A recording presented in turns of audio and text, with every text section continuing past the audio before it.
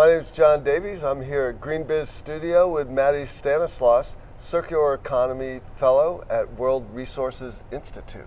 Welcome, Mathy. Thank you. Thanks for having me. So, Mathy, we were just talking. You're building out a platform for circular economy. Tell me a little bit more about that.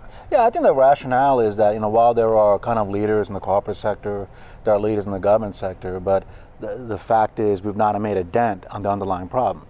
The fact is that raw material continues to accelerate, and an interesting phenomena is that we've seen a recoupling of raw materials economic growth globally, right? So we need to do far more than just the leaders, right? So we need to have the public and private sector work together in an intentional way, look at kind of scaling strategies, looking at policy interventions, looking at new business model adoption, new technology adoption. The whole purpose of this platform, we have 43 members, a mixture of tech, consumer brands, resource management, multinational companies.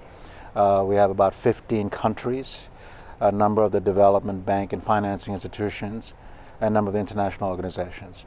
And the whole theory is to really work intentionally around kind of aligning the economic drivers with policy interventions so that the public and private can speak in one voice.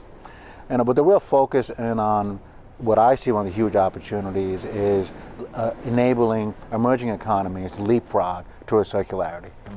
So how does this tie with resiliency?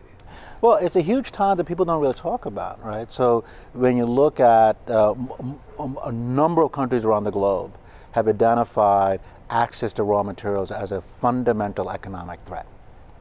So we will have to double raw materials acquisition to maintain economic growth projected to 2050.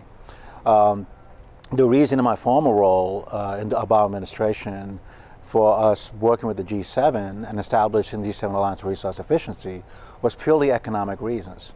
Under the Germany presidency, they saw a threat because they were a net importer of materials, of metals, to drive their economy. They thought their future standing being threatened by that.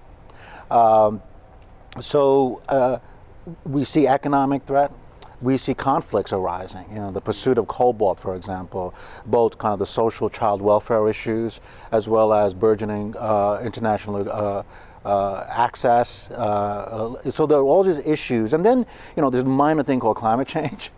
50% of greenhouse gases are due to materials flow in society.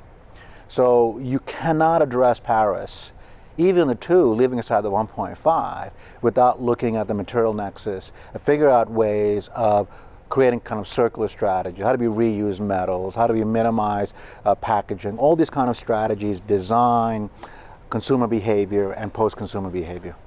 So we have a big audience that's going to see these interviews that we've been doing here at Verge, and how can they get involved in this?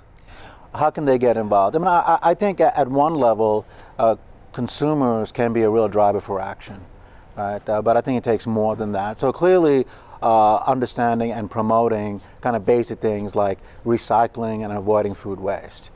But at the end of the day, I believe circularity and greenhouse gas is very local, right? There's been an underinvestment in local infrastructure to capture materials, which is amazing. It's a value, like PET is, we've seen a reduction in the United States. Mm-hmm. And the reason is because we've had the China solution, which has gone away.